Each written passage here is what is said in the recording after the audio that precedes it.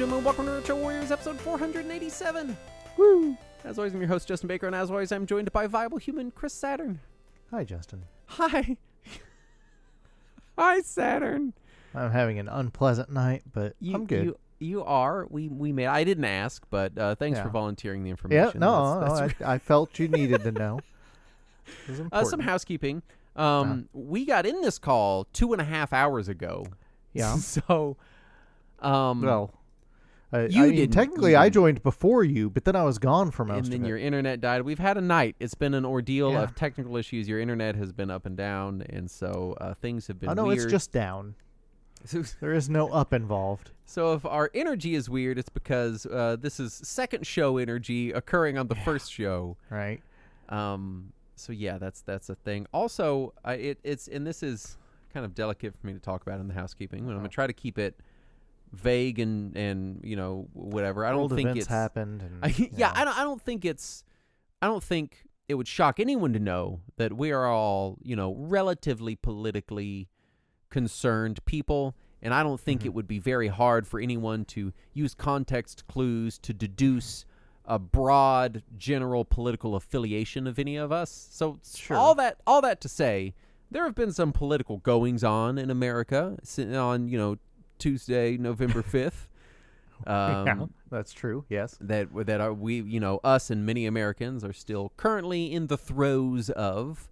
That So, said, we try to make this show for people to escape from these things. So we're Yes. gonna not focus on it. We're not gonna just doom and gloom ourselves. We save that for later. But if our energy is weird or we sound off, it's just been a fucking week, man. And I'm angry at my internet provider on top And of Saturn's angry at his internet provider, yeah. Gives them because somewhere they to think focus. they think it'll be sometime late next week before they can fix it, and they can only come to fix it during the day while I'm asleep. I think So it's going to come back up in the middle of this show. That's what God, I'm I hope so.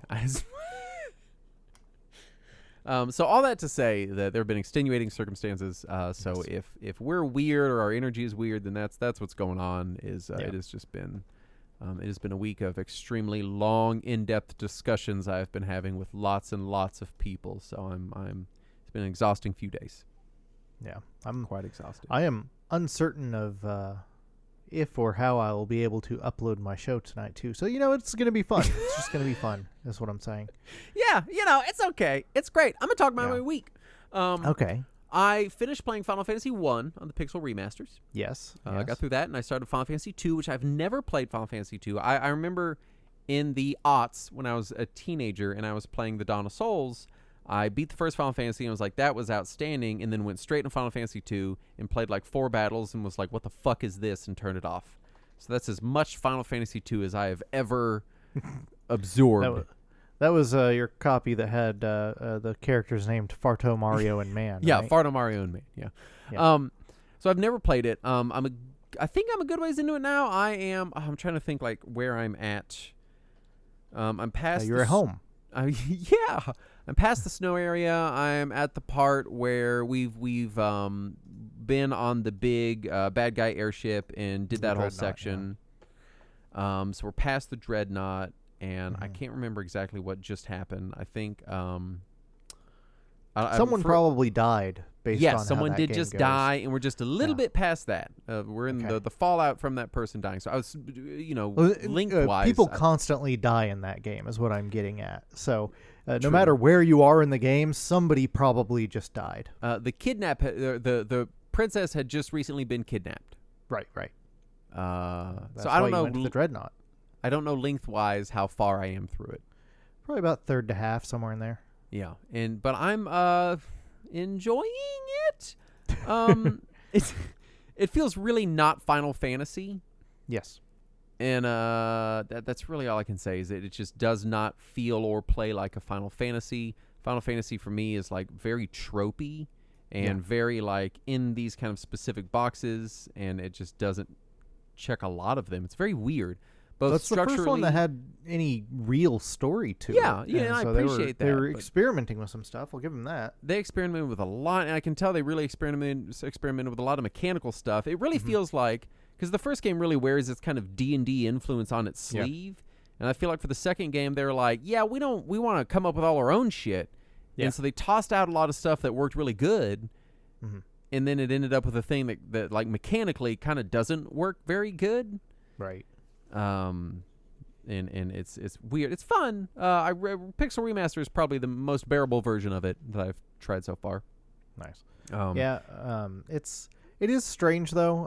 And they did keep its leveling system for the Saga series. Yeah. So if you want to see more of that and how it evolved and how it modernized, that is still available. Yeah. But they it is a strange game. I was able to play through it on Dawn of Souls, which was already a better version than the original. But the Pixel Remaster, I think, is the most modernized, least clunky version. Yeah, so I'm appreciating that. I've still been playing MechWarrior 5 Clans. That's the DLC, whatever. No, it's its own complete standalone game. It's a standalone? Yeah, Nice. completely standalone. It's a fully separate purchase, different title on Steam, completely separate game. It just kind of uses the same engine. I've run into a couple technical issues with it, nothing game breaking, some like graphical glitching. I've still only had the game crash on me once, so that's been nice. Really, really good, cool set piece battles. Like, man, the some of the set piece battles in it are just so fun. Like, you're walking through like really vibrant jungle areas, and there's like 10 and 20 mech battles going on. It's still really cool in that regard. The story is still kind of, it's there. It's objectively interesting on paper, but then again, it's like I talked about last time, the motion capture and the voice acting is a little goofy. Yeah.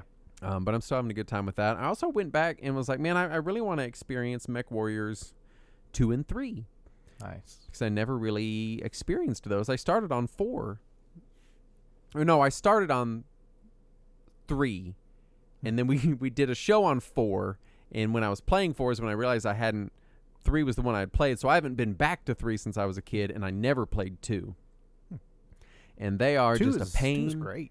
in the ass to get working on modern computers. I could see that, yeah. Frustrating. MechWarrior 2, there's like 20 different versions of it. Mm-hmm. And basically none of them but the DOS version are really supported anywhere because the DOS version runs in DOSBox fine. Right. But then there are later versions that add different things, like different textures and stuff, and those are impossible to get going. The Pentium version is a fucking nightmare. So I spent a whole afternoon slogging through MechWarrior 2 and 3, getting them running adequately on modern machines, and it was just... Did you try the PlayStation version? No, because it just seems like it's going to be awful. Like, I've played enough MechWarrior now that it's like modern MechWarrior games, like MechWarrior 5 and stuff, you can just plug in an Xbox controller and it maps most of the stuff you need to your Xbox controller, and it works just like a first-person or third-person shooter, right? Right. I don't play it that way. I'm like, it's like a full keyboard game for me. Oh.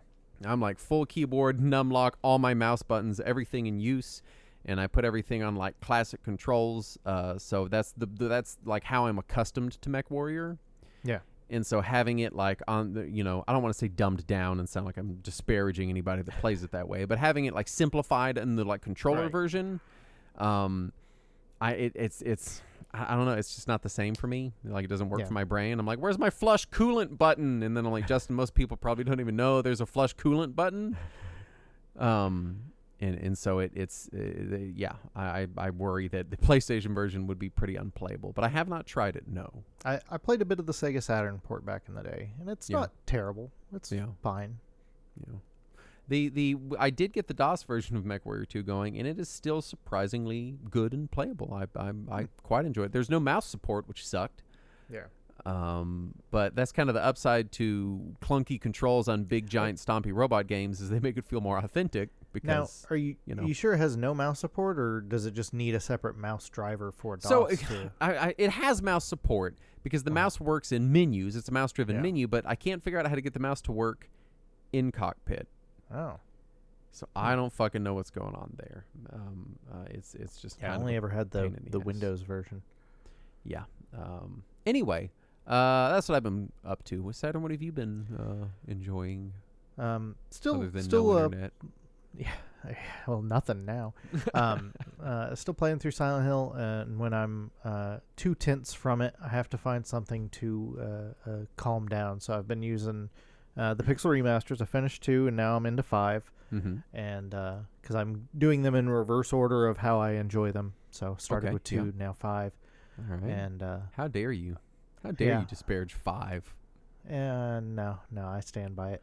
Oh. So I just got my first job crystals, so I immediately spent 4 hours grinding out job points so that everybody would be maxed out on every job they have. Mm-hmm. And now I'm trying to build up the energy to continue in the game, and every time I look at it, I'm like, 5.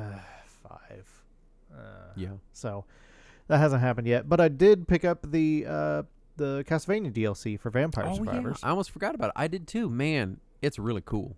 Oh yeah.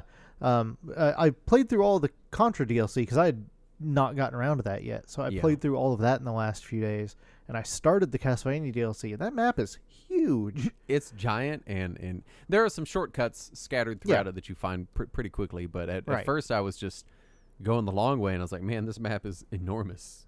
Yeah, I've unlocked 4, I think, of the teleport gates now.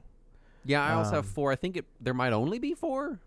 But well, I've not unlocked a lot of the map. Like, I can't even see it on the map screen yet. Oh, really? Because I saw a picture online of what the full map looks like, and my map screen only shows me like 3/4 of it or something. Oh, like I don't want to spoil anything, but I know I'm missing some pretty big stuff, and I've just not quite cracked how to get there. So I'm just sort of slow rolling. I've gotten the first 2 coffins there. Yeah. I think I'm missing because it's like a shitload of new playable characters. It's like 12 of them. Yeah, I think I I've have unlocked like 5 or 6, but that's it. I think it's more than 12 too. I think I'm up to 7 or 8 now, give or take. But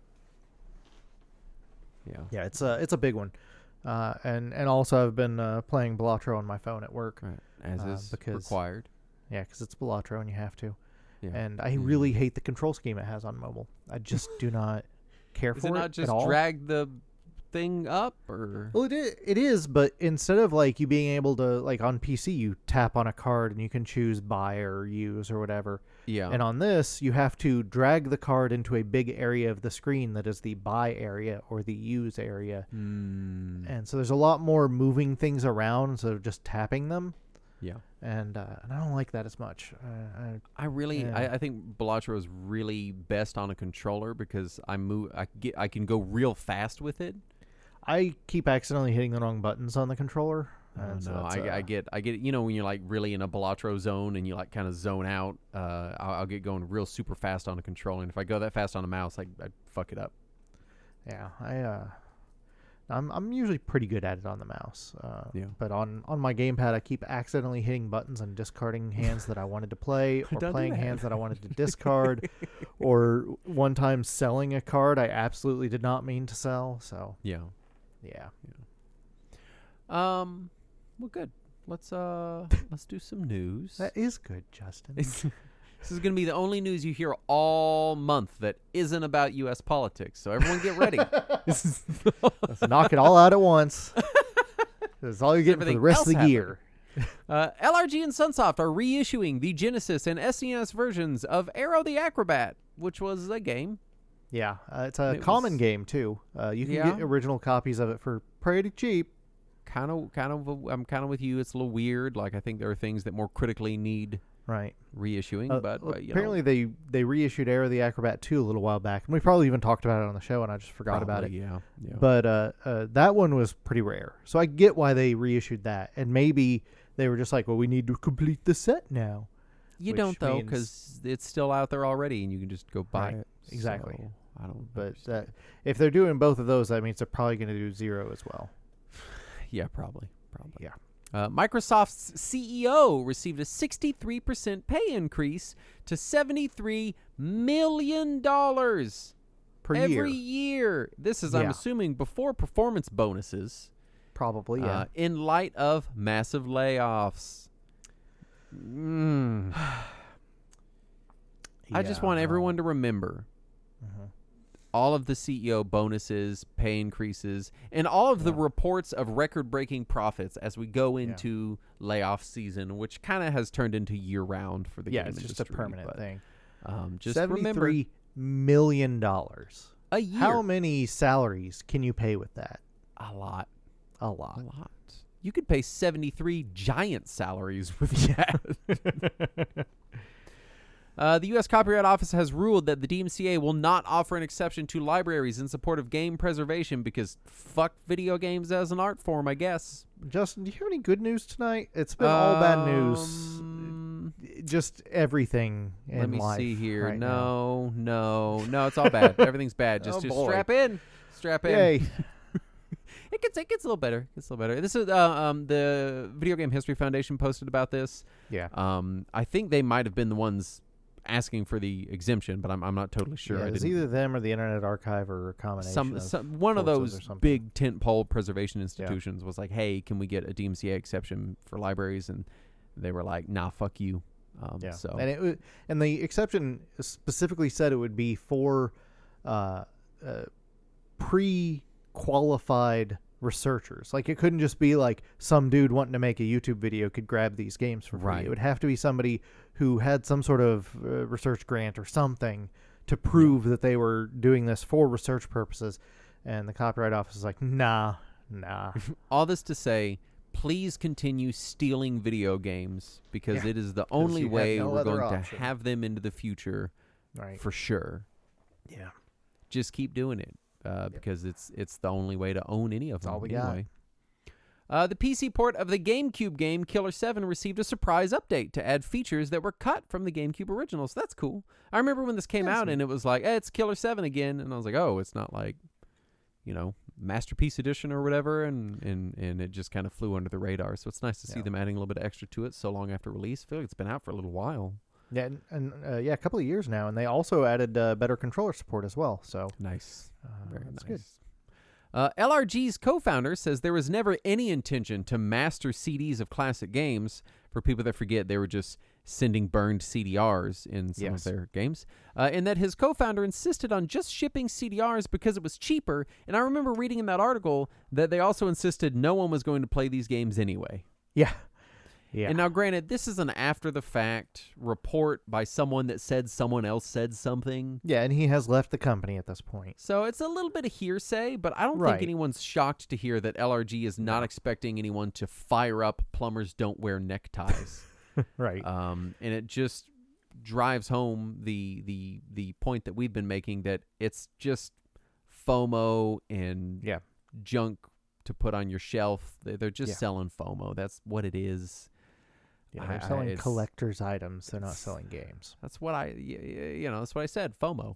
So FOMO. Yeah.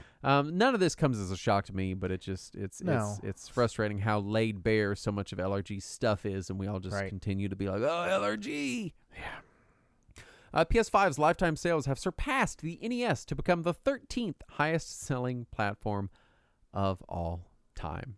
And that's before the PS5 Pro, which just released this week. Oh, yeah, that thing was coming out. I forgot. It was happening. And apparently it is sold out in many places. Oh, it's because they only made 50 of them. If you do that, it's going to sell out. I've already started to see people online bragging and showing off their pictures of their new PS5 Pro. And I'm like, it just looks like a PS5 to me. Yeah. And then I see people showing, look how much better Horizon Zero Dawn looks on the PS5 Pro. And I'm like, that looks the same to me. I saw a review that was like, do you have a tape measure to check how far your couch is from your TV? If you don't, you should get one before you buy a PS5 Pro. And I was like, yeah, I'm not that level of. I guess I'm not a pro, is what it is. I'm not pro enough for this shit. Pros sit closer to their TV than you do. Yeah. The Sega Saturn game Princess Crown has received a fan translation. This is an early Vanillaware game. Yeah, it was pre-Vanillaware, but same developers. Yeah, same people. Yeah, they are now Vanillaware. Right. The translators and modders have advised against playing it because it's an incomplete build with an out-of-date script. Translation was released without their input. To be fair, most fan translations are released without the input of the original developers. Well, this isn't the original developers. This is the translators. Oh. Yeah, they had their work on GitHub while they were working on this translation, and some dude just cloned the GitHub repo and posted it. Oh, I read this completely wrong. I read this as the developers were like, don't play that version. It's bad. No. It's the people who've been working on this are saying, don't play this. Yeah. Well, that sucks. Yeah. So I guess we're still waiting on their actual version then. Correct. Yeah, they which have is been still working on it for forthcoming. a couple of years now, and they are supposedly still working on it. And they say this is an older build that has not got all of their current fixes, and that it is likely to soft lock several times on this version. PSA for everyone out there then. Right. Animal Crossing Pocket Camp Complete is getting a port to Switch on December 3rd. I'm still unhappy with the fact that Nintendo gets to do some of the shittiest mobile stuff in the industry, and everyone goes, "Oh, Nintendo's the last real game company," or they go, "Yeah, but their mobile stuff is separate." It's kind of not, and they don't want it to be, and they're just as shitty as everyone else when it comes to this. But I will say, I'm okay with them running this shit like this for a few years, then making it a real complete purchasable experience, and then making it available as like a video game.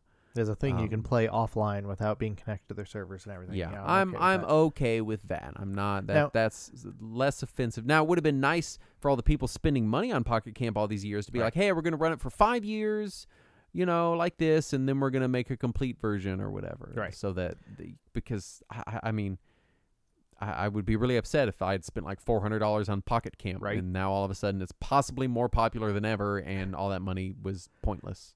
Yeah, and I appreciate that they did their Switch release. Now, the big complaint I keep hearing about Nintendo, well, I have a lot of complaints about Nintendo, but the big defense I keep hearing, rather, about Nintendo is that they treat their employees better than other companies, and they don't lay off as much, which I'll give them that. Now, but they when still they treat say their customers like shit. Well, also, when they say treat employees better, I feel like they're specifically referring to employee retention. Right, yeah. I have heard some firsthand accounts from people that claim to have worked at Nintendo that were like, yeah, it's not an awesome place to be. It's not the worst. It's not like a fucking shit show, but it's not necessarily, you know. It's not EA. Yeah, it's not incredible. Right. But I digress. Apple TV has obtained the rights to produce a film based on the PC game The Oregon Trail, which is just, they know that was a real thing, right? They don't have to license the game. I feel like it's just an episode of Little House on the Prairie. Like we fucking you know, we've seen this before. It's there's lots of movies based on the Oregon Trail. Yeah. It somehow has to tie into the video game. I mean, it's gotta, right? Like maybe someone will die of dysentery. I was gonna say, how much CGI you think is gonna be in the dysentery scene? You think they're gonna have to really crank up the diarrhea to make it feel real? Maybe they'll use CGI to watch the oxen drown as they're trying to ford the river. Shadow Man and Turok 2 were added to Nintendo Switch Online Plus Plus. Out of games that fast, huh? Just really already at the bottom of the barrel. yeah, digging into the acclaim barrel. I played the shit out of Turok 2, so I have no room to talk, but I feel like we're pretty quickly Turok and Shadow Man, I guess. I don't know. I've noticed there's been a recent like a comeback tour for Shadow Man where people have started defending it and saying that it was actually good all along. Oh. And they're wrong, by the way. It wasn't. Can say that. Yeah. I don't know, or redemption tour, I guess, is rather what it is, because people are just acting like it was always good. They're like, no, it wasn't. Xenoblade Chronicles X, one of the last reasons to own a Wii U, is getting a Switch port in March, which is nice to see. I fell out with that game because they promised me a big giant mech, and you have to play 30 hours of the game to get to it. Yeah. And I could never make it through it. But I did enjoy a good chunk of my time with it, and it's nice to see these last few Wii U ports getting moved somewhere. Give us Nintendo Land, you cowards. Figure out how to make it work. I don't know. I don't know how they would do it, but they could. Some of the games could work. The only way Nintendo Land works is if it's either split screen, which takes away most of the entertainment of it, or if it requires multiple consoles. Two Switches. You know what? Yeah. I wouldn't even be that upset if they had like a download play, and if you had two Switches, you could like put them next to each other. Like I'd be okay with it. I don't care how many people are going to buy it and then be confused that it needs another Switch and then get upset. Everyone but me, probably, but I still demand it. I still. Nintendo Land was so much fantastic. Fun. So God, that was a fun fucking experience. Where were we? Where was the thing? I was saying stuff. Konami announced a musical based on Castlevania to debut in Japan in 2025. Okay, well, why the fuck not? Skateboards, pachinko machines, musicals. I don't give a shit. Give us more Castlevania. Just whatever. Not a game though. That's too far. I know. It's just whatever, man. Nintendo announced and released a mobile app to listen to music from their games. The composers are not credited in the app, and presumably this is why they've been copyright strike happy on YouTube lately. So there are some neat frustrating. features in it as far as looping and all that kind of stuff, but I just don't. I can just go to YouTube if I want to hear this music. Put the shit on YouTube Music. Right? You can still get money for it, Nintendo. Do they know that when you upload your own music to a streaming platform, you still get paid for it? Like, but they don't get paid all the money, I guess. and they don't get the metric data from it too. So I guess.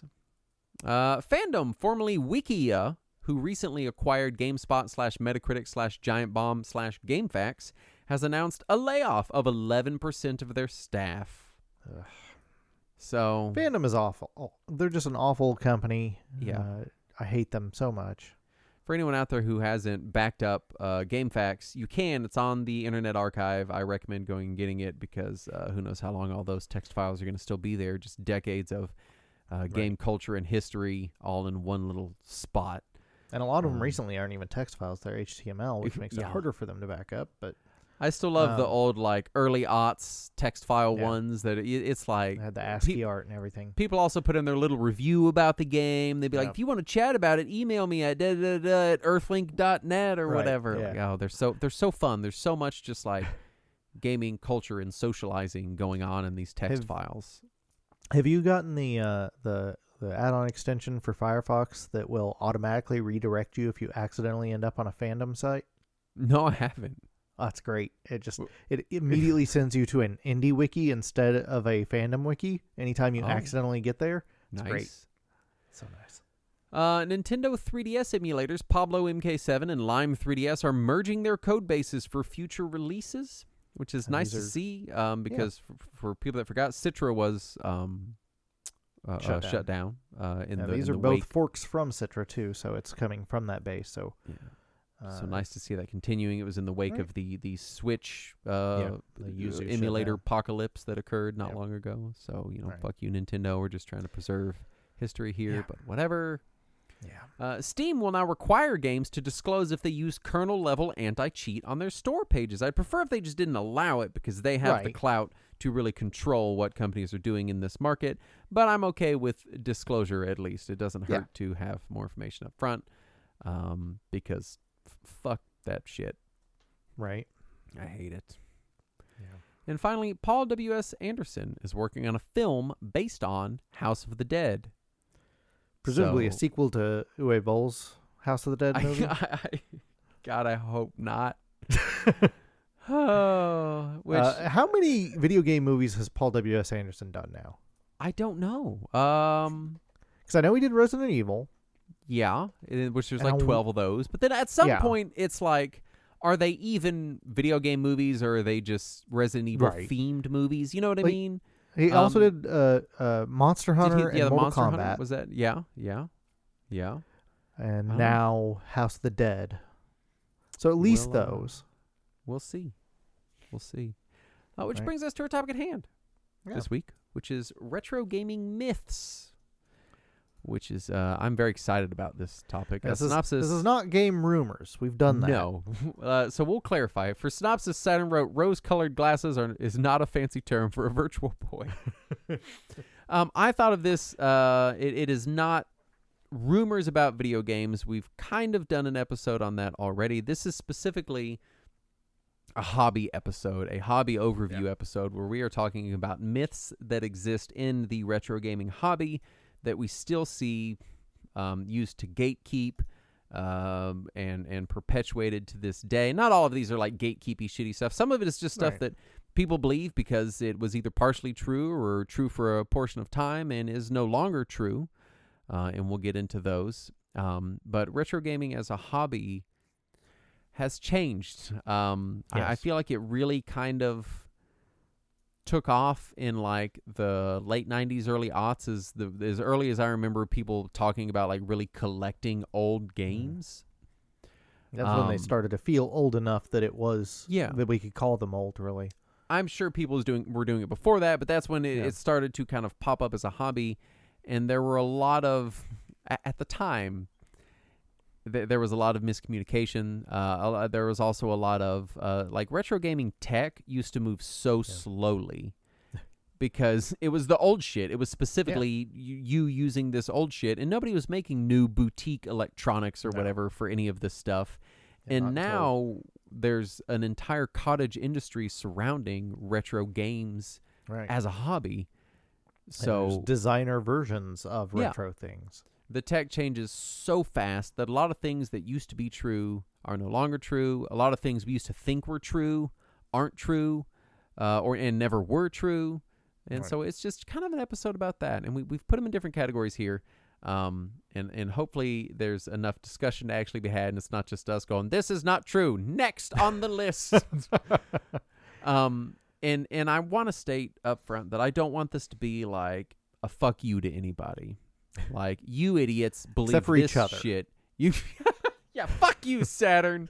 I don't want anyone to feel like we're making fun of them or whatever. This is just literally PSA style. Anyone. Like, hey, this kind of isn't really true.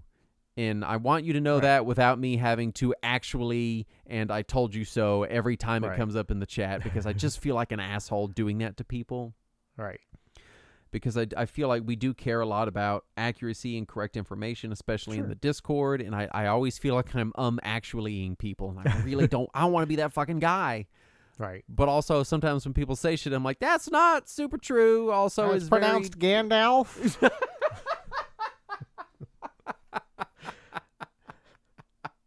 The way you typed it, I suspect you were saying Gandalf. Which actually, if you look at Tolkien's original works... That's a person I think in my head every time I think of the actually guy. It's pronounced Gandalf. That's that guy. I told you that story, I'm sure. I don't remember it. No. I was at a game store and some dude was talking about Lord of the Rings, and some guy standing in line was like, "Oh, actually, it's pronounced Gandalf if you go back and you read the original text." And everybody's like, "What are you talking about, man?" That's anytime I hear the actually thing, I just think that dude. I wish I had that level of confidence to correct someone's Tolkien pronunciation from the back of a line in a GameStop. A random person you've never met or are even actively talking to. That man has no fear or no social awareness. One of the two. But he's more the second, but it could be both. Our first category is called Back in My Day Myths. Mm-hmm. A lot of these are things that were mostly never true. Right. And it is, because we talk a lot about on this show about how this is us trying to celebrate games, but it a lot of it is also us trying to view them in a 2024 lens. Like, right. We talk a lot about things aging poorly, things just not being as fun as they used to be, and I think a lot of this falls into these same categories. The first one here, and before we start, I do want to also say that we're not. So some of these things were potentially true in such a brief window, and so, but people apply it to just all of history and all of these things, and so we're trying to dispel some of that. But hopefully, we're not going to be doubling back on things that we ourselves have said in previous episodes. We might. I don't know, man. I had a whole CRT phase. We'll see what fucking happens. Right. So but and specifically this based is on the best information we know of today.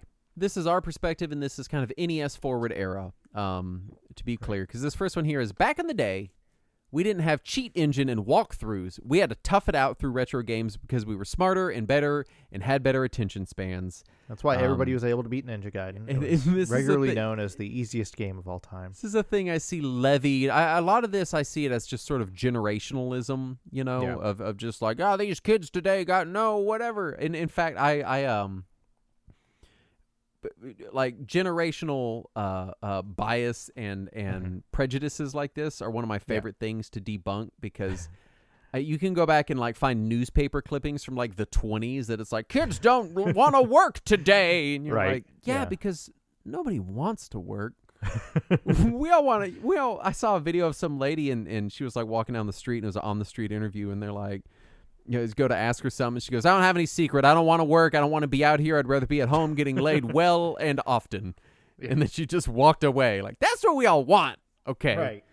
Anyway, So yeah, back in the day, we didn't have Cheat Engine. We toughed it through these retro games. We were smarter. We were better. We could pay attention longer.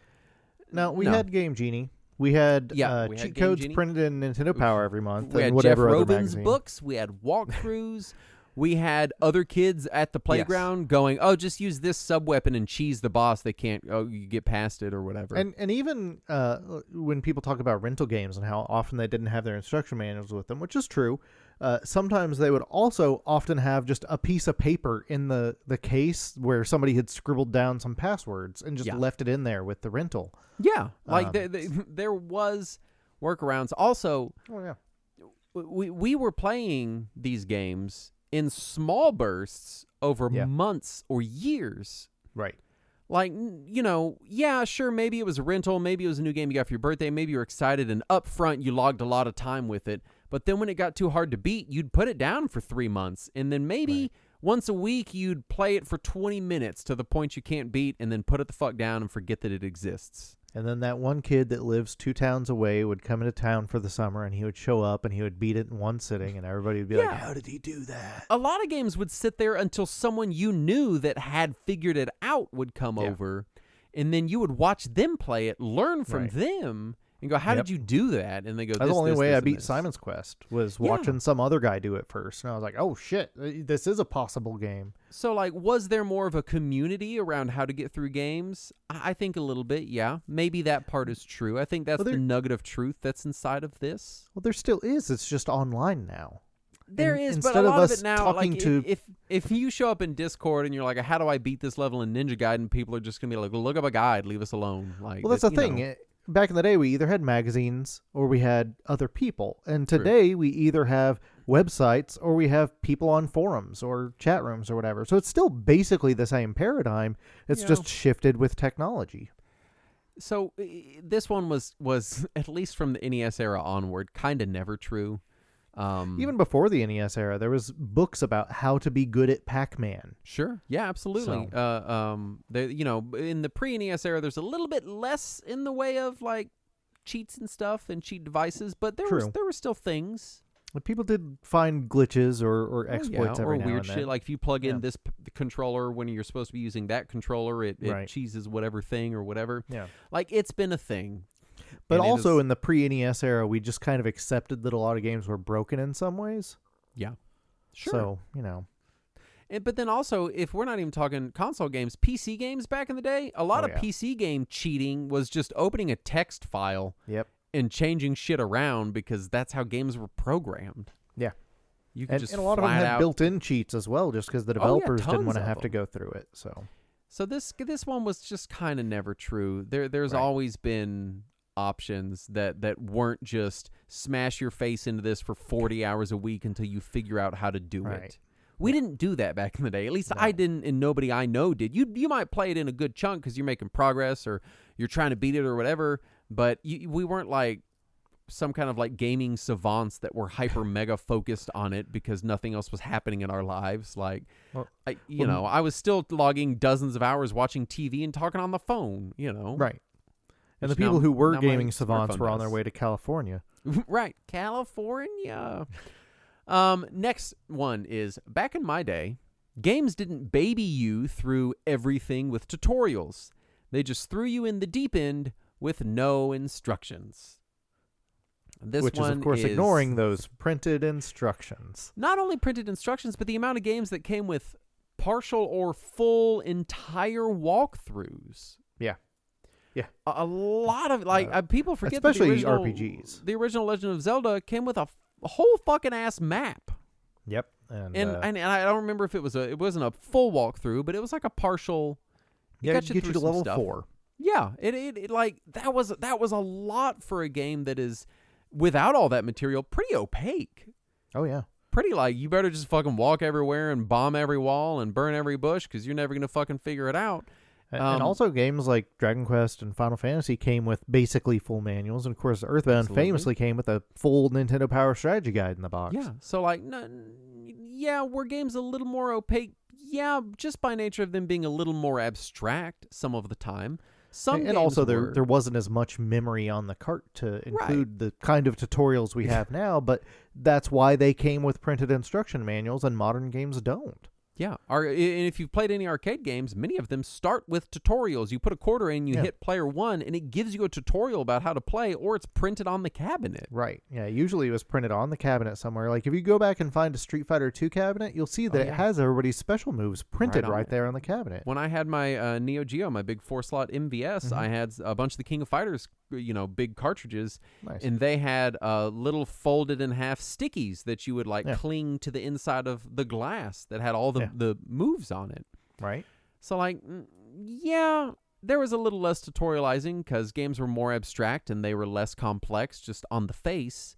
Right. But there was also still a lot of additional material. And again, don't even get me started on PC games that would often come with extensive documentation. Oh, man. I have several PC games from that era that basically came with books. Yeah. Like Civ 2 started on Falcon 4.0 Saturn. Massive. my Civ 2 instruction manual, I want to say it's like 300 pages. Yeah, so was it in the game? No, but was there plenty of tutorializing, plenty of guides, plenty of information, to get plenty of instruction? Oh, yeah, there was a lot. Yeah. There's a whole lot. Even just your basic instruction manual usually went over all of your basic stuff. And even if it was just like, hey, this is how the game works, this is how you do the controls, many of them would also either reveal or hint at additional secret stuff. Oh. So they'd be like, oh, you can do this ability is an extra ability, and then maybe you can figure out some other secrets, and they give you little hints and things here and there. Yeah, they kind of nudge you in the direction. So, yeah, this one is partially true, but a lot of it is not. I think a lot of it comes from people like me who we rented a lot of games. In a lot of places, when you rented a game, it didn't come with a manual or a box or any additional information. And so I think this is just kind of people looking back on rentals a lot of the time, I suspect. And even a lot of rental stores started doing a thing where they would print out a little one-page instruction sheet that would give you the most basic information about the game. Yeah. And not all of them did it, but a lot of the rental stores around here started doing that late in the NES era into the 16-bit era. Yeah. Where there would be just this block of super tiny font text that they would just print on a single sheet and either put it on the back of the rental case or inside the case. Yeah. And that way you would have some information, even if it wasn't enough to finish the game or anything. At least teach you the controls and stuff like that. This one I think you put in here, so I'm gonna let you take it. But it's back in my day, games used to be much more affordable. Yeah. No. That's Saturn, tell me how affordable Super Nintendo JRPGs were. They were not, is the answer to that. So if you adjust for inflation, I want to say they're on average $150, something like that. Goodness.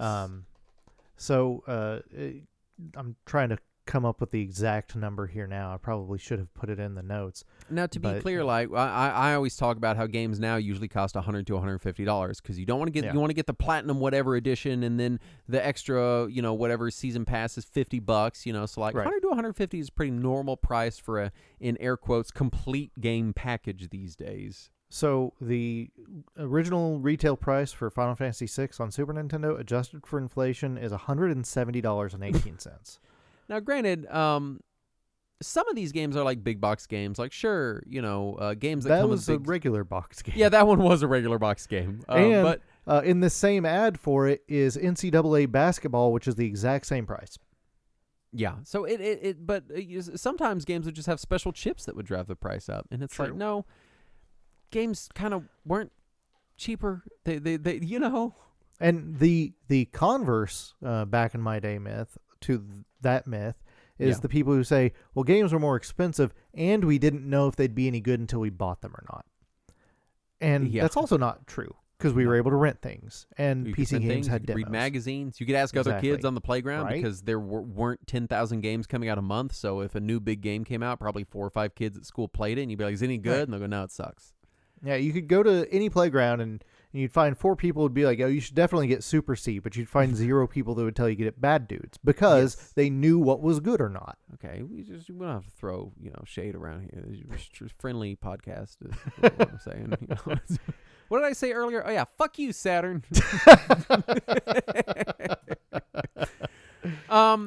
Here's one that I'm very excited to talk about. Back in my day, gaming magazines and publications used to have integrity. Oh, definitely, yeah. No, they were fucking advertisements, rags. They were bullshit. There was like, and I have no hard data on this. I feel like there was an attempt at gentrification of the games journalist space around the early 2000s. Yeah. A legitimization, as it were, that lasted for a little bit there and then kind of faded away. But if you want to know how much of a straight, just obvious advertisement old game mags used to be, subscribe to our Patreon at the read along tier, and you can listen to us reading these old magazines. Yeah. And they are shills. Man, they were just rags. They're fun. They're cool, especially if you can't read a bunch of gaming news on the internet. Yeah, it's something, but man, it was... Those early Game Informers were especially bad. Oh, yeah. Those Crossover promotions with specific stores, all kinds of shit. Very obvious paid promotion, paid previews. Like this was... Now, am I saying that people were giving biased reviews for money? No, I wouldn't put that on anybody. Am I saying that a lot of the amount of pages stuff took up was probably directly correlated to how much money they paid for it? Oh, yeah, no, definitely. I do remember one thing that people used to say back then was, well, Nintendo Power doesn't have any advertisements in it. It's a reputable magazine. Gee whiz, except for everything between every the front page. And back cover. Yeah. It didn't have any traditional advertising in it because the whole magazine was an advertisement. It's not called that you Video pay Game for. Power, you guys. Right? It's called Nintendo Power. How many Sega games they cover in Nintendo Power? Depends how many of them got ported to Nintendo consoles. Like, were there real journalists doing real journalistic work? Yes, there was in there. Sure. In between the shilling and bullshit. Yeah. Games but most of the work they were doing was just going to trade shows and asking questions of the one or two marketers. That's on the ground journalism, sure. Every now and then one of them would get a scoop. They'd be like, hey, they didn't tell any other magazine about this. We've got the scoop on the last two hidden characters in Bloody Roar 3. And you're like, all right, cool. Back in my day, games were just better. They were just better, Saturn. Yeah, all of them. Every single one of them. If you go back and you look at the Nintendo library, it's just all 10 out of 10s. The percentage of the NES library that is not just bad, but like actually broken playable is staggering. Yeah. It's and staggering. It includes a lot of the games people are nostalgic about, which I'm sorry to throw people under the bus like that, but myself included, I have plenty of nostalgia and love for games that are honestly barely playable. So, Now, I think when people say this, a lot of what they're kind of like nodding toward is the mobile game market. Right. And I could kind of see that being a point, but games are real good now. And I know we bitch about modern games and stuff. And I want to be clear. I mean, this is a retro game podcast. The whole point of the show is there was good stuff back then too, and it deserves being remembered and preserved. And that's really important to us. But we never would have gotten to where we are today without all that. I think a lot about it in terms of the movie industry, because people look back and all they remember is the highlights, the best movies from the 80s. If you ever go back and just kind of look by year at the movies released, 90% of them were offensive, but they were also just kind of forgettable trash. Oh yeah, and there were a lot of forgettable trash video games. And if you really want to remember all the trash forgettable movies, go back and find just random commercial collections from various years. Yeah, you'd be like, what the fuck is this thing? Yeah. I was watching a movie the other day where it was John Candy and Harold Ramis, and they were security guards. Oh, what was the name of that movie? I don't remember. And I was man. This because Pluto TV remember seeing that. Has decade channels, and you could tell they ran out of the good movies from those decades months ago. And they're just can't afford the good movies from those decades. And they're just like, I don't fucking know that movie with John Candy and Harold Ramis, where they're security guards dressed as hotel employees for some reason. Does we play that fucking shit? And you're like, what is this? What is the name of that movie? I don't know. It's gonna drive you crazy, isn't it? Yep. Is it Disorderlies? No, it wasn't Disorderlies. That's even if you got it right, I wouldn't know because I was just channel surfing. So I have no Yeah. idea. Here's one. Saturn, tell me about how back in my day That games was were Armed and sold. Dangerous. That was it. All right. Oh, my bad. okay. Yeah. Back in my day, games were sold complete. They were done out of the gate. Yeah. First try, full complete package. Don't talk to me about Street Fighter. Don't talk to me about Sonic and Knuckles. Don't talk to me about having to send away for mail-off PC patches for PC games so Yeah. they would just basically function. Don't tell me about any of that. They were Yeah. complete. Also, the packages. DOS port of Ninja Turtles that famously didn't have any of the stages past the dam because they couldn't figure out how to get past it. Yeah. Now, I get that what this really is referring to is DLC and microtransactions, and that is a real content preservation problem. True. But let's not extrapolate it out to be like back in my day, games were complete.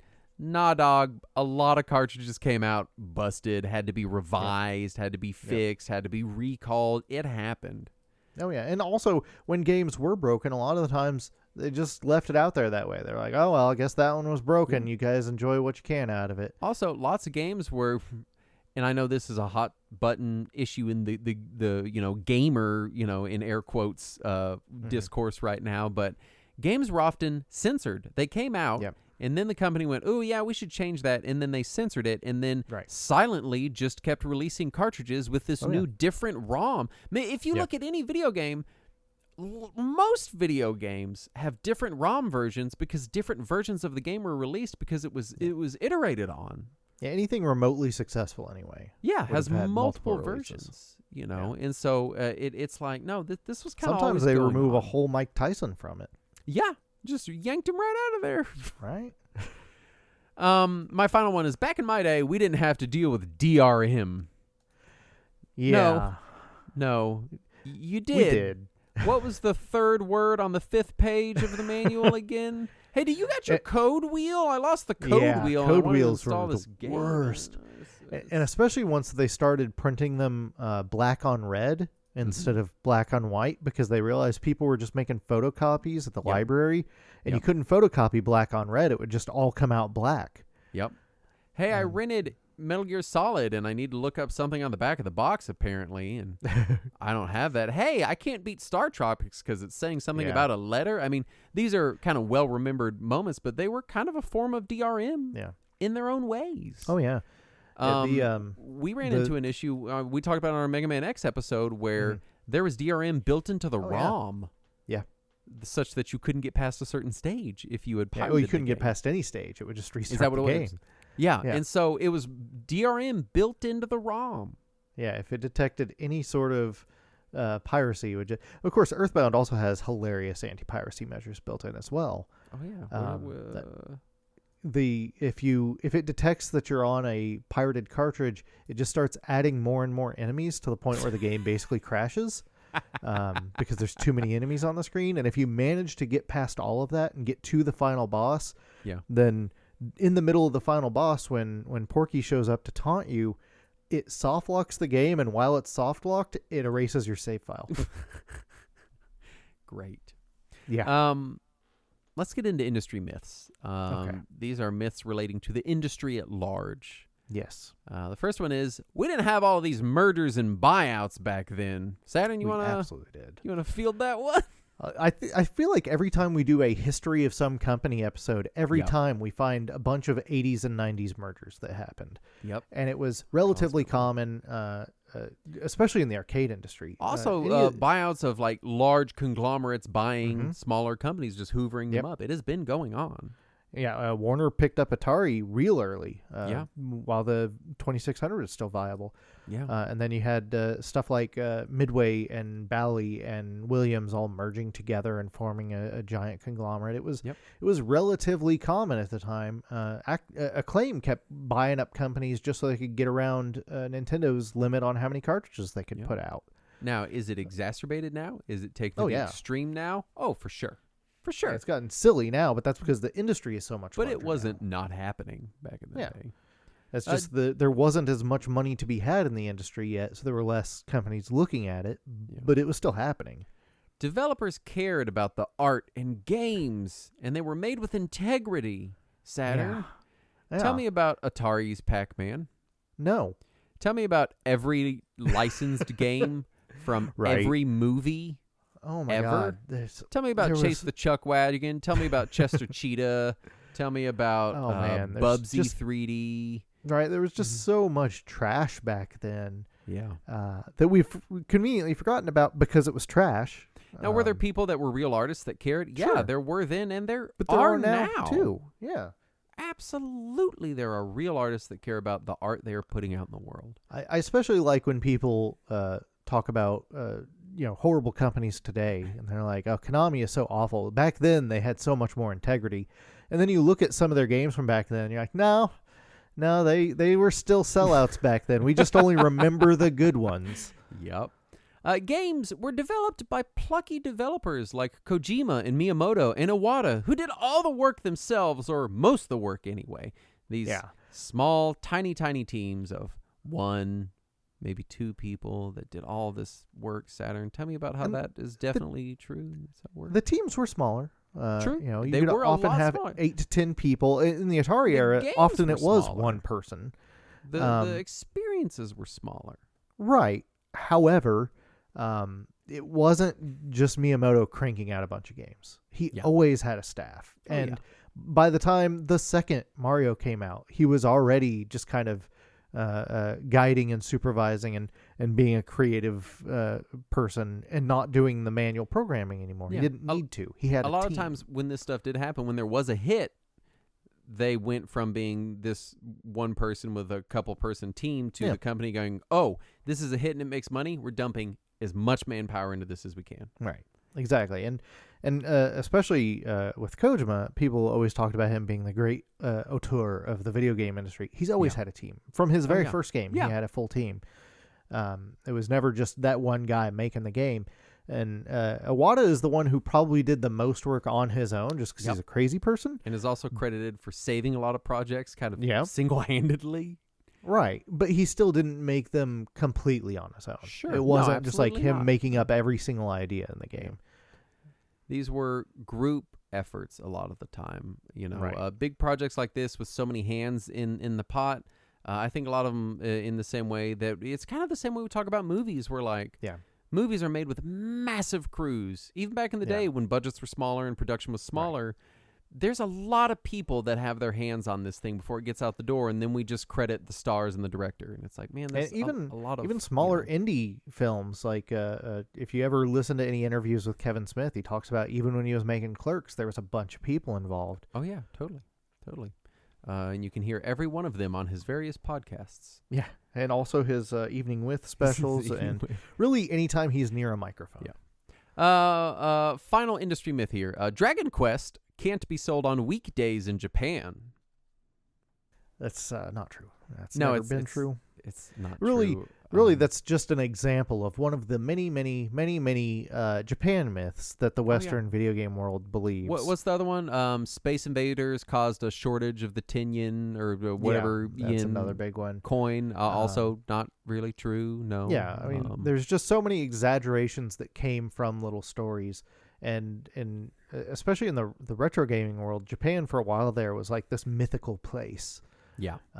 It really was and- treated that way, and I think especially when anime started kicking off, it was this Yep. kind of it became this place where like all of this media was coming out of like cartoons and video games and stuff, and it's coming from this strange faraway land that your grandparents are weirdly rude about because of certain historical events Yeah, that were unfortunate. And it was I choose to believe that Japan is actually like the Yakuza games. That's the oh real right, yeah, story. where you can just smash people with bicycles uninhibited by local police forces. Where you can just one-handed rip off your shirt and undershirt and jacket, Right. and Yeah, and get into a street brawl with anyone you need to. There's- You're right. To your point, there are a lot of these that's just kind of there are also some less savory myths about Oh, yeah. Japan.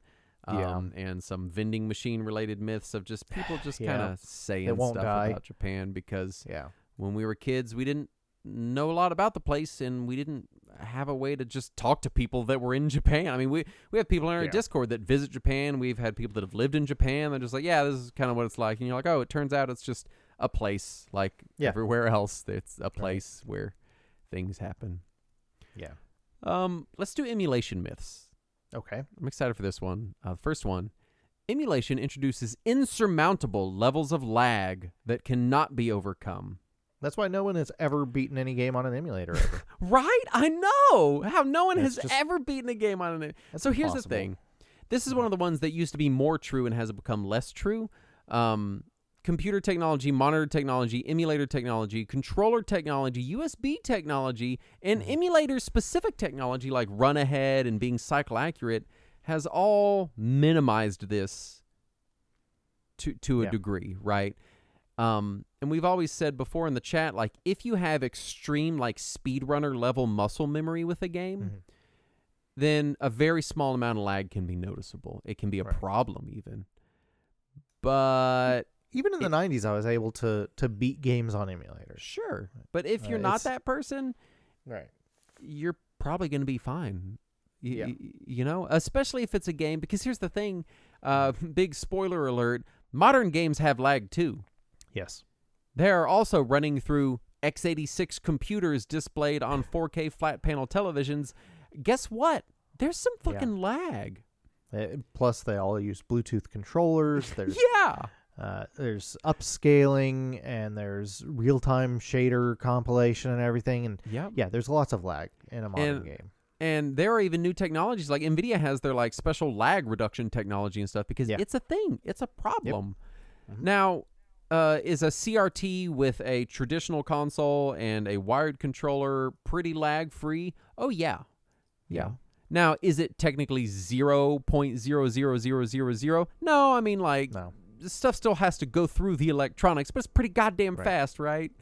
And depending on the CRT, it can also have lag. There were Oh, yeah. widescreen CRTs. There were high-def CRTs. Yes. There are and they CRTs did that don't- introduce digital processing. Exactly. Yeah, there's all kinds of different models that would require some sort of conversion or scaling or whatever. Yeah. And so if you're one of those people that's like, because we see that I see this sometimes, a lot of people re-enter the hobby and they're like, yeah, I've been out of games for 20 years, 10 years, whatever. Right. And they're coming back in their 40s and 50s or whatever, and I'm feeling so old right now. And they're like, yeah, I want to go back and play some of the stuff I used to play. And they're repeating things like this from the aughts of like, Right. yeah, you never want to play with a wireless controller because it gives you like 3 seconds of lag. That's Yeah, that's not true. kind of not really true. And especially if you can kind of play around with Run Ahead and RetroArch, you can get it pretty goddamn good. That said, I You can't know? use my 8BitDo Ultimate on my Steam Deck because even on modern games, the lag is not Yeah, a lot of it is tenable. just dependent on the specific hardware you're using. Right. You know. Exactly. This kind of feeds into the next one. Emulation is not accurate to the original game. We have had cycle accurate emulators for a long, long, long, long time. And it depends on the console, of course. It does. Certainly, s- some s- consoles are harder to emulate accurately than others. Right. There are issues. But for the most part, most of these classic consoles, the ones people are trying to emulate anyway, it is so close to accurate that the average person would never notice the difference. Yeah, for a really good high, and not even talk because there are some like BNES and BSNES that are touted as cycle accurate, right? Right. I would kind of challenge a lot of people to really notice the difference between just one of the premier emulators and original systems. It's Including Nintendo, they apparently can't tell. yeah. I wonder how much of this is from people playing in air quotes official emulation means like a Nintendo Switch Online Plus Right. and various retro game compilations where this does sometimes get all over the place. Right. Whereas the emulator experience is often very consistent. Yeah. As opposed to whatever compilation decided to, base its ROM pile of ROMs on. Right. Emulation does not count as actually playing a game. That's true. This one's I- true. Also, playing a game does not count as playing a game. I don't know and how to combat this one other than just say stop gatekeeping people. Just because they're playing on an emulator doesn't mean they're like not really experiencing the game. People experience things differently. They come to things Right. differently. They have different interest levels, different levels of money they can spend on it. This one's just dumb. Of course it's actually playing the game. Are you pushing Yeah, the if- buttons and then the guy on the screen moves, then you're playing it. Right. Like that's And, how it and really, if works. you're enjoying the experience, who the fuck cares Yeah. if somebody else thinks that it is the proper experience? Here's one. FPGA isn't emulation. Well, it is. It is. It is It is. emulating the hardware. Right. It's hardware level emulation. That is, and piggybacking on this one, Wii U Virtual Console, PS1 on PS3, etc., other official emulation means are not emulation because they're official. They're definitely emulation as well. Yeah. A lot of them, Nintendo specifically, are even caught using regular community emulators for shit. Yeah. Like They're just using the same stuff we're using in RetroArch. Yep. Just slapping it out there. We have a big block of legality-related ones here that I'm just going to fire through, and then we can cover them all at once. Yeah. Emulators are completely legal without question. Nah. First myth. No, not. It's a gray area. Yeah. It's not defined at all. Not really a thing. And at any moment, they could become fully illegal or fully legal. Yes. I mean, it could go either way. There's just no text on it. Yeah. Well, not in the U.S. anyway. Right, not here. ROMs are legal if you own the cartridge. Nope. No, that's not the case. No, not even. ROMs are legal if you delete them within 48 hours. I don't know who told you that. Who came up with that one? This sounds like a trick that a cop would tell someone. Yeah, that cocaine's legal as long as you do it all within an hour. Like, what are you talking about? That doesn't make sense. The ESA is looking at their hard drive. They have to tell you. And fan-translated and hacked ROMs are legal because they are modified works. Now, here's the tricky part. The fan translation and ROM hack patch files. That's correct. Yeah, that's fine. Are legal. Yes. But once you apply them to a ROM, the legality of that base ROM is still subject to regular ROM legality, which is to say that ROMs still kind of aren't really legal. Now, are ROMs explicitly illegal? Depends on how you obtained them. Yeah, kind of tricky. Again, a gray area. Yeah, if you are dumping your own cartridges, that's still up in the air. If you have obtained your ROM files from the internets, they are illegal, unless they are open source or public domain ROMs. Right, which are very few and far between. Right. A lot of ROM legality stuff just boils down to the real answer is that we don't prosecute that. Right. Like, that's the answer. Can I have a bunch of ROMs on my computer? We don't prosecute that would be the answer that I give you. The answer is it's not technically legal, but we're not really prosecuting that. And people will say that, well, emulators are legal because of that case against, or that Sony brought up against Bleem. Mm-hmm. And while the judges did rule in Bleem's favor, that's just a judicial ruling. There's no specific law that is based on. Well, it's based on copyright law or whatever, but it's not written into the text of the law. So another judge could decide the other way, and until it gets to the Supreme Court and they make a decision, or until a proper law is written, that's really up in the air. We don't really definitively know. So the answer to are ROMs legal? We don't prosecute that, but also that could change. While we're on the subject of legality, abandonware is not a legal term. It has no basis in law. No, it is and not. Anyone who tells you that something is legal because it is abandonware either does not understand the law or they are lying to you. One or the other. Yeah. So all that brings us to our smallest section before the section I'm most excited about, which is hardware myths. Uh-huh. We only have a couple of them here. And the first one is one of your favorites, which is the NES, Nintendo Entertainment System, and or XYZ other console, the Game Boy, the whatever, plug in whatever retro console you want, is indestructible. Yeah. You could drop an NES off a 4-story building and then fire up Bubble Bobble with your friends, Saturn. You know that picture that people always share for the what is the survivorship bias? That's the picture of the World War II plane that has all the holes in it. And they're like, oh, we need to reinforce those areas with the holes in it. No, those are the areas that survived because we got this plane back. The planes that were shot in any of the other areas are the ones that went down and died. Those are the areas you need to reinforce. Yeah. That's what I think of when I hear people say this about the NES, because the NES consoles we have today, yes, they did survive. They survived a lot of things. But also, that's the NES because all the others died. The NES chokes itself out on official cartridges all the time. Yes, right? It's kind of a shit show of a console, all told. The 10NES chip is a disaster. Yeah. And I feel like we should have been saying this the whole time, and I regret that we haven't been. But this was one that I believed because I'm several years younger than you, so I got the consoles that had survived. Yeah, the ones that had made it through the NES apocalypse. Yeah. There's the whole joke of it's Nintendo stuff is made of Nintendonium. Tell that to everyone who had to have them sent off for repairs. Right. Yeah. My sister was telling me they were cleaning out the garage at my mom's house recently. Yeah. And they found the 5 broken NES consoles that I had as a child, still sitting in the garage. My dad was certain he'd fix them someday. Yeah. So in my house, it was just under 20% survivorship rate for NES consoles. Oof. Yeah. The next one here is consoles didn't get all these fancy revisions and iterations back then. Yeah. Saturn.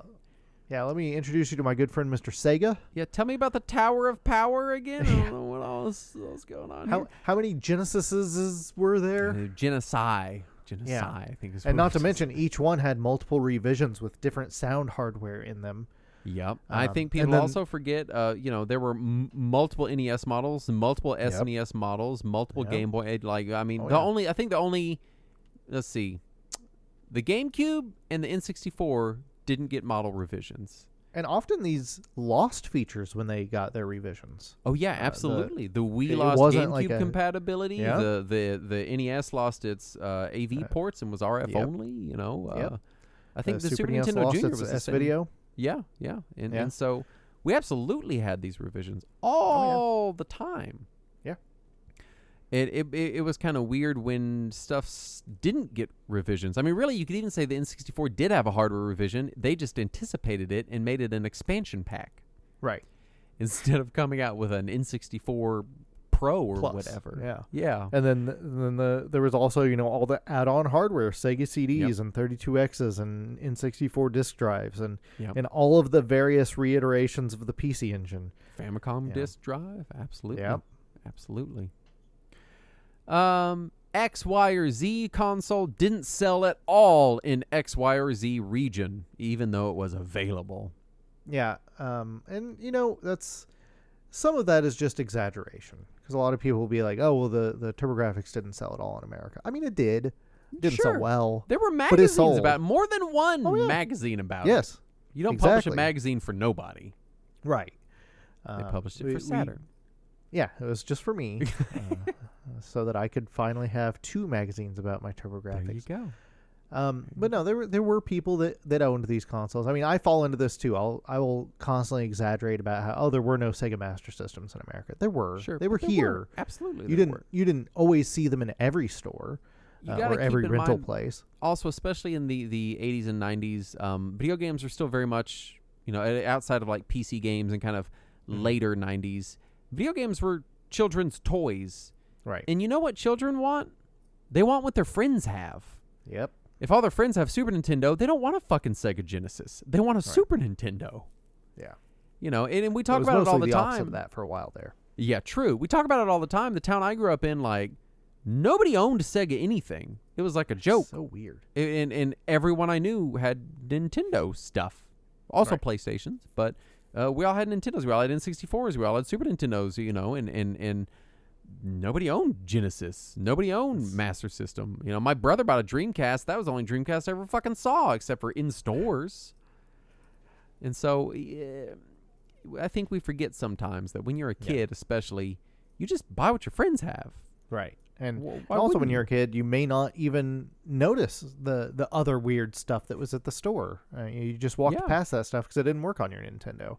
So a lot of people who are remembering that there was no Master System in their region or whatever, maybe it was there the whole time and you just didn't notice it because you didn't know what the fuck it was. You still see it today. If you ever talk to anybody that, for example, they play Call of Duty with their friends, but they don't really know anything about games. They're not into games. They just buy the console their friends have or whatever. You can have a 2-second conversation with them and realize that they don't.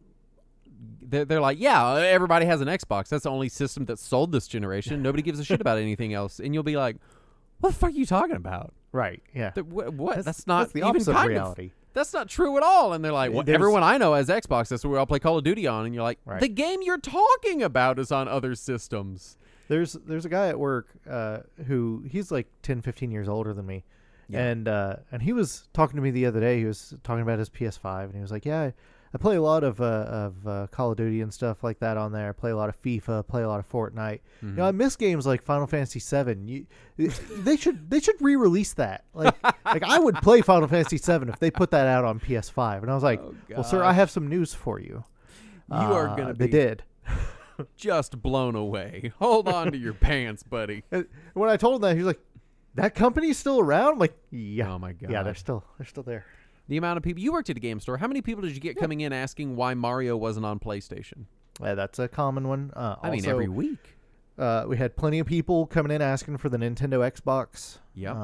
We had Yep. plenty of people coming in asking for the Xbox for their PlayStation. Yep. Like, were you gonna feed it to it? I mean, Yep. what's going on there? Which brings us to our final category. I'm very excited for this one because, Yep. for reasons, it is CRT myths.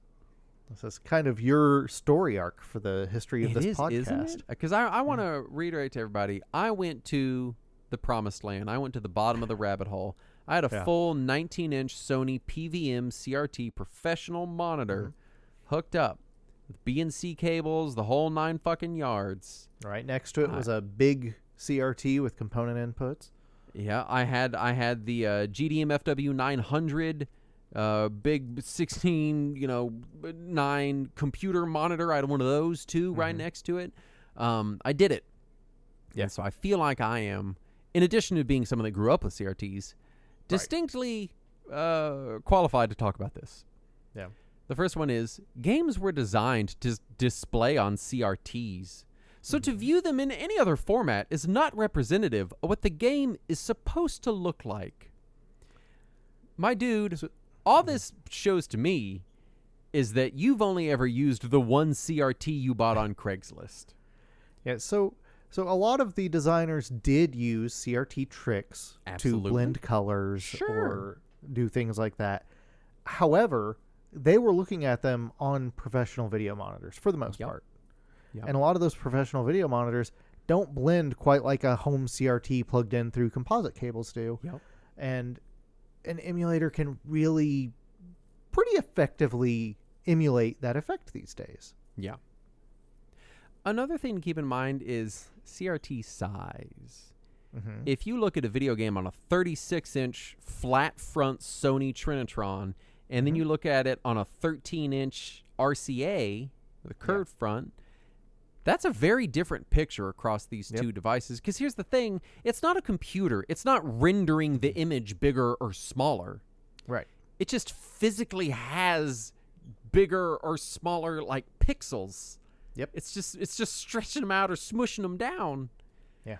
And there's a lot of different things. A lot of different technology went into CRT displays and like shadow masking and all sorts of different shit inside these tubes that make them look real different. Yeah. A tube from the mid-'80s looks real different from a tube from 1999. And also keep in mind, most of us were playing games through RF connections. Yeah. We did not have component cables. We didn't have composite cables. We didn't have S-video cables. People in Europe probably had SCART cables, but a lot of those SCART cables were low-quality composite SCART. They weren't the RGB SCART that we are used to today. Mm-hmm. So even when they were playing it on a CRT, they were playing the worst possible picture of it on there. And there's also... And Go ahead. I was just saying it. A lot of those games were designed to look good enough on either the worst possible picture or on their nice PVMs. And like stuff like the NES doesn't even have its own color palette. No, it's not. Like, it was less that they knew what it was going to look like, but because nobody was at home with a 19-inch PVM and component cables modded onto their NES. I will say my cousins, who had way less than we had, so I have no idea how this happened. They had a proper Commodore monitor that they had gotten with their Commodore 64. I think my uncle got it for them because he worked on Commodore stuff. Yeah. But it's the proper Commodore monitor. It was effectively a VGA 640 by 480 CRT monitor, and it had composite and RF inputs so that you could connect your Commodore essentially, but you could also plug in an NES or Super NES or whatever, and they played it on there, and it looked amazing. That is a fantastic home monitor, but most people don't have that. Yeah. I would say the nugget of truth in this is that designers were designing things to look recognizable on the lowest common denominator. Right. Right? They weren't like, well, this is how the pixels will be represented on their home. Like, no, they were just like, Yeah. it needs to look enough like the thing on a piece of shit that people aren't like, what the fuck am I looking at? And again, a lot of emulator filters are able to emulate this look. Mm-hmm. So if you want it to look like a CRT, you can fudge it enough that you can kind of blur and blend the waterfall in Sonic so that it looks like a waterfall and not like a stream of pixels. Modern displays cannot match the black levels or refresh rates of CRTs. Let me introduce you to my friend, Mr. OLED. I don't know what to say about this other than it's just not true anymore. And I hear Yeah. this one a lot from people that tried emulation when plasma TVs were a thing. And it's like, no, those aren't Yeah. even close. But I'm No. sitting over here on 240 hertz OLEDs. Yeah. Like, that looks pretty good. If we're talking black levels and refresh rate, pretty fucking Yeah. good. I got G-Sync on. Like, I don't know what you're talking about. I have no idea.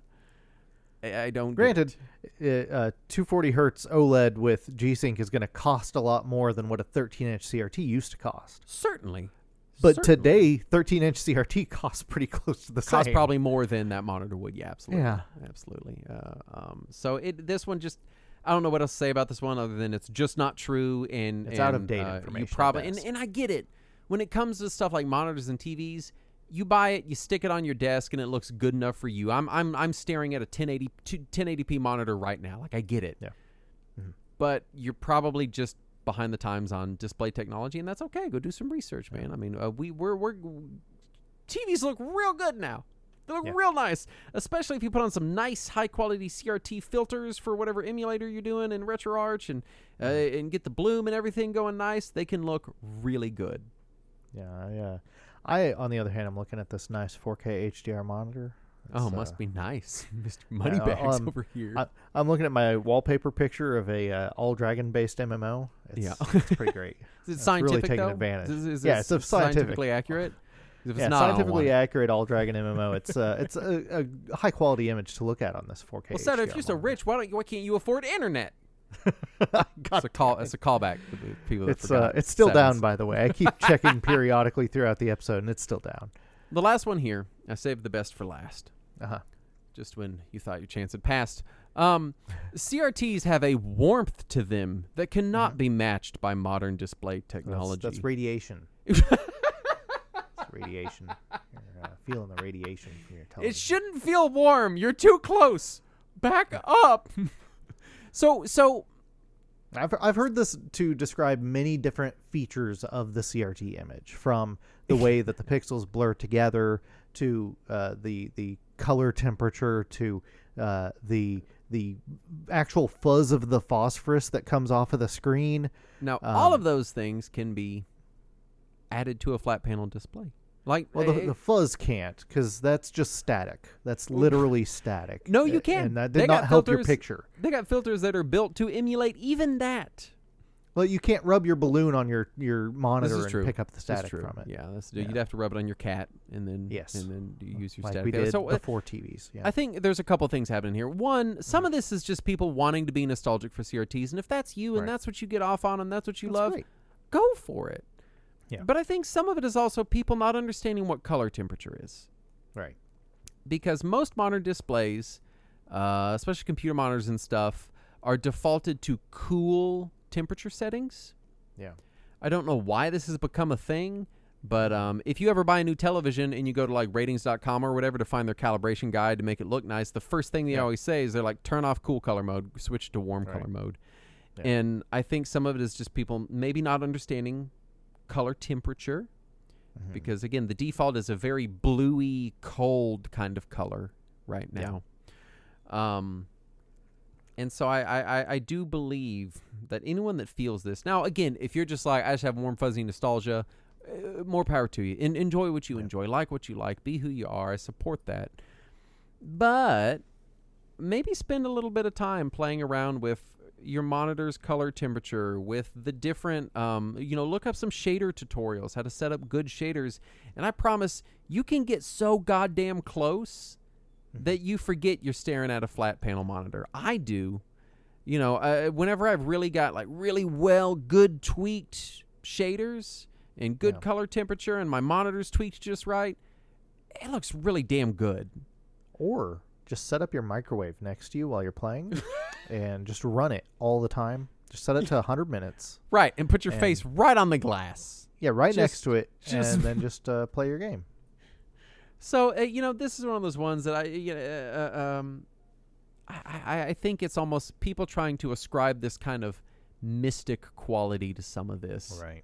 And the rational person in me wants to combat that, wants to be like, no, this is just technology. This is just stuff. These are just computers. Not because I don't want people to have their warm, fuzzy feelings. I want you to have that. Right. But because I want us to remember that these are real objects that we need to worry about preserving, about recreating, about how we're experiencing them. And a lot of people are putting a lot of effort into making sure those things are possible. Right, and also, a lot of people just seem to use it as a way to gatekeep new people out of the hobby, and that's not cool. fun. That's not Fucking cool. Stop it. Yeah. Right. Let people enjoy their games however they can. A lot of people can't afford a specific setup. A lot of people can't afford, Sure. you know, whatever setup they are told is the only correct way to enjoy it. And just let people enjoy their games, man. When we started this show, I played all the games for the show on original hardware, on a CRT with the big fucking UHF dials from the late 80s. I remember that, yep. Via an RF chain. I chained all my RF adapters together. Gross. And that was fucking fine, because it's what I had. That's how I played all my games when I was a kid, was through And an I RF think- chain. I think the nugget of truth in this one, that CRTs have this warmth that can be matched, I think for some people, if I were to give people the benefit of the doubt, which, you know, I think what it is when you hook up a system to a CRT, first of all, there ain't shit to change most of the time. A lot of True. CRTs, unless you're in the service menu, don't have much to adjust to begin with. It's tint and contrast and brightness, and then fuck off. If that. If that, yeah. And Yeah. so you just turn it on, and it looks pretty much like you remember and feels pretty much like you remember out of the gate immediately. Mhm. Whereas setting up RetroArch shaders and monitor color Right. temperature takes a bit of effort, a bit of know-how, a bit of knowledge, a bit of asking questions. You can't just, you know, if you just if you're like, I don't know anything about emulation, I figured out just enough to download RetroArch and turn on a ROM, and it just fires up, you know, stretched into 16:9, giant blocky pixels, no shaders or anything, and you're playing with a wireless Xbox controller from 10 years ago. Yeah. Then, yeah, it's not going to feel as warm and fuzzy. It's going to feel cold and distant and weird and shitty. You know, you're going to be like, oh, this fucking sucks. But, you know, it doesn't take much effort to do a little bit of research, figure out how to set your monitor up, figure out how to set some shaders up, and man, I'm telling you, you can get really damn close on that old laptop with a $20 controller from 8BitDo or whatever. Like, Oh, yeah. you can get real damn close, and I think Yeah. people still discount how close you can get. Right. I would say it's not close, it's there.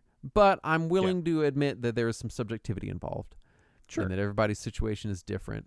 But I would say even the staunchest defenders of the warm fuzzies, I'm telling you, you can get pretty close. You really can. Yeah, I think a lot of people just haven't tried in a while, and Yeah, I they think that's- should. I think they that's should a lot give of it a it, too. shot, because the emulators have improved a ton over the a lot last of people 20 years. fired up Nesticle in 2001 and played with a Logitech gamepad and were like, ugh, this isn't the same. And you're right, it wasn't.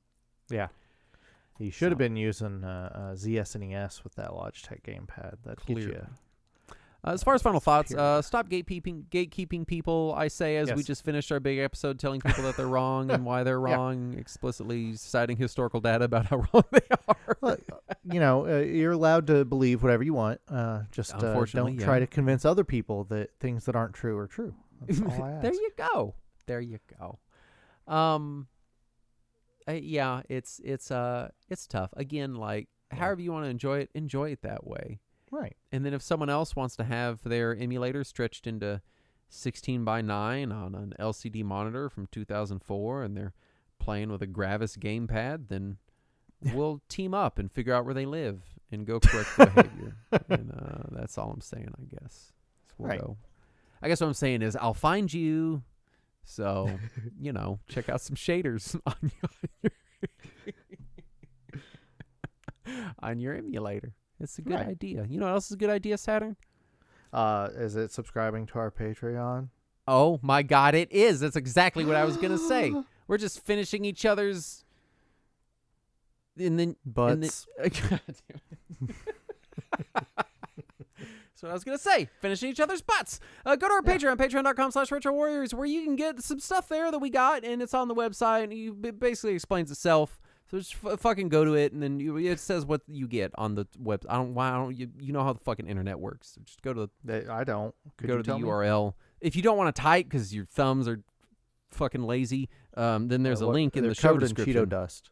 Yeah, if there's too much Cheeto dust, there's a link in the show description.